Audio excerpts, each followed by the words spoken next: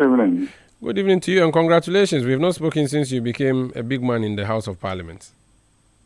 I'm not sure about the big man part, but I'm still in the House of Parliament. Very well. Today we are told you wanted to stage a walkout. That would have been very embarrassing for you to be commanding a so-called supermajority and still run away from the chamber. That would have been embarrassing, wouldn't it? Well, you need to understand the rules of the House to understand certain actions. The Speaker is the one who has authority in the House to admit statements. The Speaker decides that he's admitting a statement. There's nothing you can do about it unless you want to be rowdy and you want to turn chairs upside down and disconnect microphones.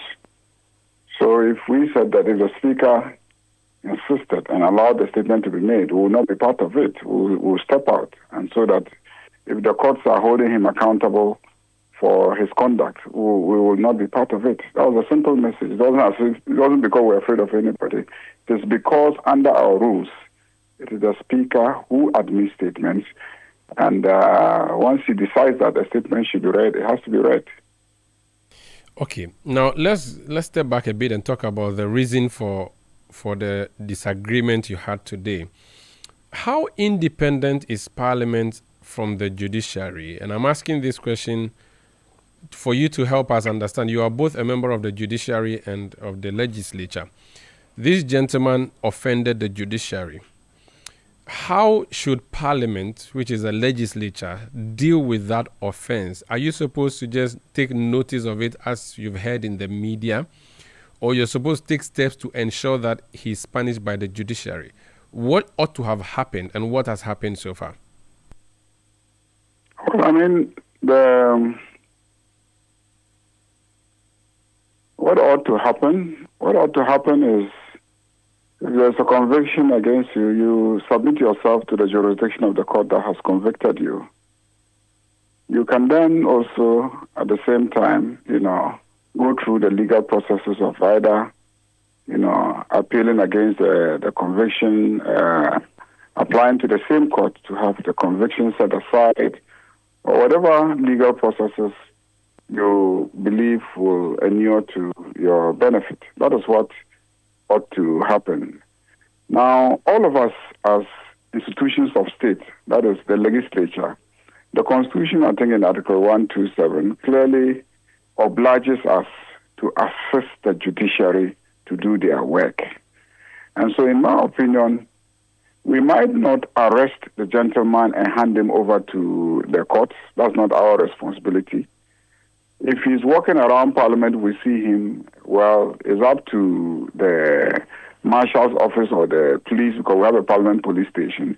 If they think that he has committed an offense and he's a convict, and therefore he should be arrested and handed over to the courts, that's a matter that they can use their discretion to exercise. But then,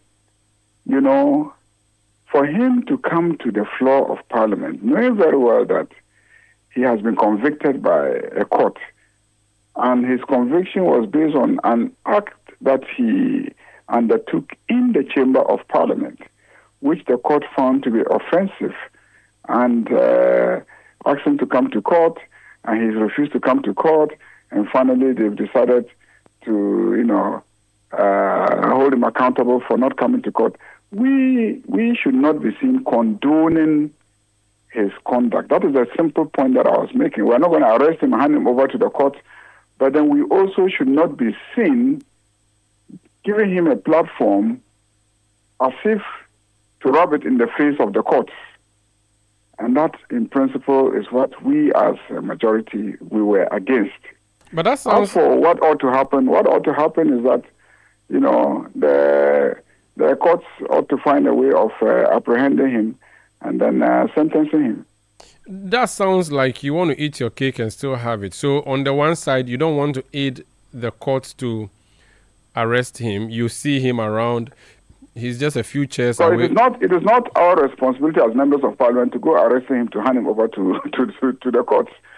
What's the effect of a bench warrant? They communicate to the law enforcement agencies to look for him. Okay, so even if you see him, the effect of a bench warrant does not say you can bundle him up and take him to the court.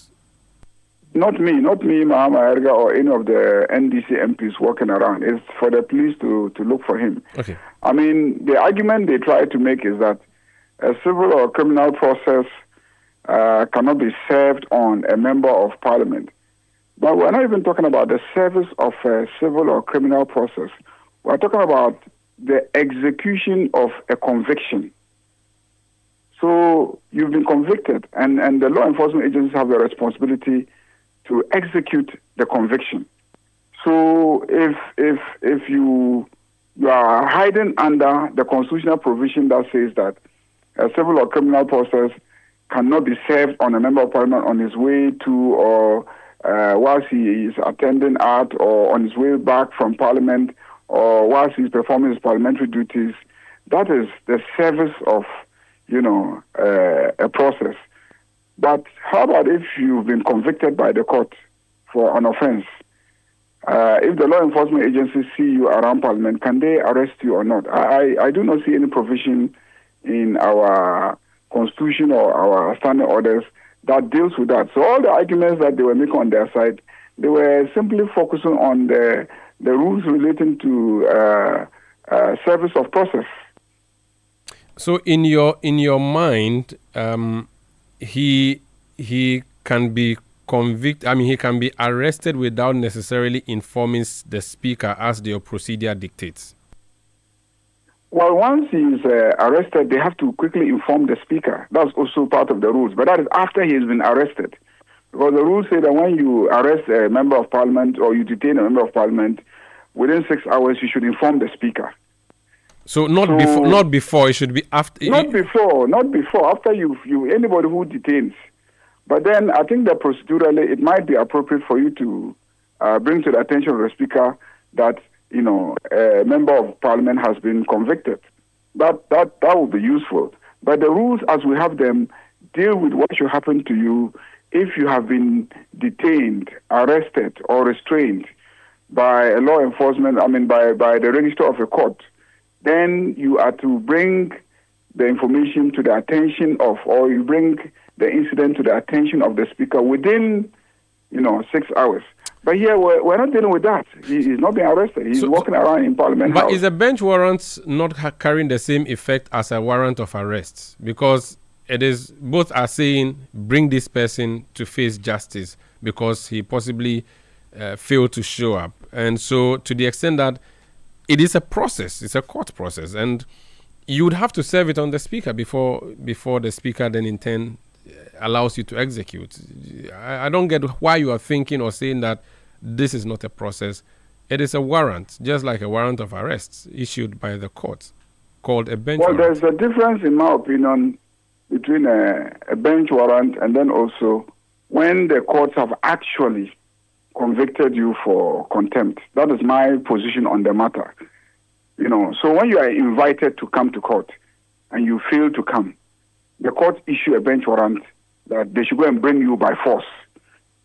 That's a process, okay? But when after a while the court thinks that you are being contemptuous of the court and they convict you for contempt, then that becomes a different thing from an ordinary bench warrant. So I'm saying that at the point when you allow yourself to be convicted, then at that time, the category of protections given under the Constitution and our standing orders, will be materially different. So that is why I think that at this stage, when the courts have actually, convicted him for contempt, then he has to hand himself over to the court so that the courts will sentence him. Or he has to go to the court and appeal to the court and try and get the court to set aside its conviction. Because, you see, we shouldn't create an impression that when you are a member of parliament, you can just do whatever you want. And then the institution of parliament should be seen just protecting you. And I believe that when you do that, you will be undermining the constitution. And also, as a parliament, we should not be seen undermining a coordinate branch of government. The protections that are given to members of parliament, we will fight for those protections. So if I'm on my way to parliament, you serve me a process, we'll resist that. from our way back and you serve a process, we'll resist that. If you serve me a process wrongly and then you proceed to take decisions in relation to me, I will come and fight it in court. But you see, go and fight it in court. And so our argument is that once you are doing all these things, and especially in this instance where you didn't fight it and then the court has convicted, you shouldn't come and stand in the chamber and pretend that nothing has happened and you want to be making statements on the floor of the House. We find that to be disrespectful of the judiciary. And I don't think that I want to be sitting in the House and then an individual member of Parliament, will be permitted to be so disrespectful of the judiciary. Is the House not blind to what is happening out there until and unless it is served properly through the appropriate channels? So that for the House of Parliament, you have 276 MPs. They come to do their business. And to the extent that no communication has come from the judiciary saying, we need you to hand over person A or B because he has done A, B, C, D, that person is properly qualified to continue. He has subscribed to the oath to represent the people of Akwetia, which is what he has been doing. And so you are blind. And I'm using blind here to mean officially you are unaware of what has happened because officially you have not been told. So why are you fighting someone who you are unofficially aware has been convicted and a bench warrant issued against him? He is a member, a very bona fide member of that chamber. Until he's arrested and detained, he is with you, and your speaker has not been told that he's not with you. Well, the House also is a very important arm of government. You have the executive, you have the legislature, you have the judiciary. We're all supposed to work towards ensuring that the Constitution is upheld. We should not be seen condoning the conduct of an individual that undermines the Constitution of the Republic of Ghana. And my argument in the House today is that the Speaker has a duty to uphold the dignity and the integrity of the House. And so when an individual who is who has been convicted comes to the House and wants to use the platform of the House in a way that we believe was in defiance of the judiciary, and to play to the gallery of his constituency as if to say, well, the court say they have convicted me, but here I am. I'm in Parliament. I'm making statements. Nobody's stopping me. Who are the courts? I mean, to tell you the truth, I think that as a House, we will be lending our platform to an individual to grossly disrespect the judiciary, and I and my side felt that was wrong. He's been coming to Parliament for several days now. We have never asked him to stop coming but to why Parliament. are you fighting the courts fight for them? They are the master of their own rules, just like you are. Allow them. If they are being disobeyed, they know what steps to take to ensure that they are obeyed. What is your... They've taken the steps. Yes, and they know what to do. They can get the warrant. They have They can get the police. They have issued a bench warrant. They have convicted him for contempt. They've taken all the steps. But then, if you read Article 127, I believe 2 of the Constitution, it is clear that all of us, all the institutions, must lend their support to the courts. You see, the court doesn't have a police. The court doesn't have an army. The court only has a moral force.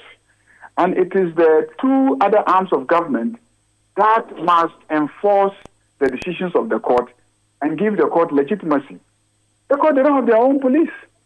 So you cannot say that we should allow the courts to fight their own fight, because there's a limit to how they can fight their own fight. If they give a directive, if they say, look, you are convicted, and then all of us citizens see the person walking around the streets and we do nothing about it, we're undermining the courts. If a member of Parliament is convicted and then the member of Parliament can ignore that and come to the Chamber of Parliament and make statements and walk away without anybody making an effort to stop him, it just means that we're not lending support to the courts to enforce the laws of the country. And yet those laws were passed by this same Parliament. So why don't you arrest him as a private citizen then, or inform the police that, look at this guy going there, police are looking for him, please catch him and send him to Koforidua? Why don't you do that rather than go to the chamber and insist that he shouldn't talk? Well, we raised the issue. I'm sure the IGP is aware where he was, and I believe that the IGP is the chief police officer of the country. And it will be up to him to decide what he does. We all have to be held accountable in our various departments. For me, as leader of the House, I objected to the platform of Parliament being used by him. I'm sure the IGP also knows what his responsibilities are. It's not for me. If I don't have the energy to arrest somebody, you can't insist that I should arrest that person. You don't have the energy or maybe interest. The energy I have is to prevent him from making statements on the floor, so, and so your protest would only be to the extent that he rises on his feet. You will not hear him, but you don't mind him coming to sit in the chamber with you. That is the job of the marshal. See, other people have responsibilities. The job of the marshal is to ensure law and order. The job of the speaker is to maintain the integrity and sanctity of the House. And then generally, the honor and dignity of the House. And the relationship between the House and coordinate branches of government are equally very important. Okay. So let them do their job. My job is what I managed to do, which is, you can choose to defy the courts. Others can keep quiet about it. But so long as we are concerned, we will not allow you to be so disrespectful of the court. Finally, your colleague... There's a conviction. You don't go there and then try and set it aside. You don't present yourself to... Look, if the court convicts me, I will walk there and present myself just to show respect to the judiciary. Why? They won't kill you. Okay. Because all they want is for you to attend court. They'll jail you, you become an ex-convict. They'll jail you, become an ex-convict, and that may affect your seat. Anyway, my last question. Your colleague, Alexander Afenyo-Markin, says they'll show you pepper when the president appears to deliver the State of the Nation address. Based on what you did today, they may also stage a walkout. I don't know what they're going to do. I'm using may, but he said they'll retaliate. Well, it depends on how they stage their walkout. Let's wait and see what happens on that day. But I don't think that, we can be threatened by Afenyo-Markin or any of the people on the minority side. I mean, because if we also decide to use our full powers in the chamber, I can assure you that they will be in big trouble. So let's not start by threatening. I mean, we have the numbers, and if you look at the numbers that we have, there are so many things that we can do against, individual minority members. And so I think that they should be the last people to start threatening. Thank you for speaking to us. Thank you. That's Honorable Mahama Ayariga. He's Boku Central Member of Parliament and Majority Leader in the House of Parliament. This is Eyewitness News.